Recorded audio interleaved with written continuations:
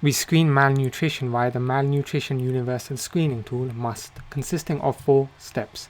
Step 1, we calculate the BMI. Step 2, the weight loss score. Step 3, acute disease effect score. And step 4 adds it all together. BMI is calculated by weight in kg divided by height in meters squared. BMI greater than 20 gives a score of 0, a BMI score of 18.5 to 20 gives a score of 1, and a BMI less than 18.5 gives a score of 2. The weight loss score is calculated by unplanned weight loss in 3 to 6 months. If this is less than 5% of body weight, score 0, between 5 to 10% gives a score of 1, and greater than 10% gives a score of 2.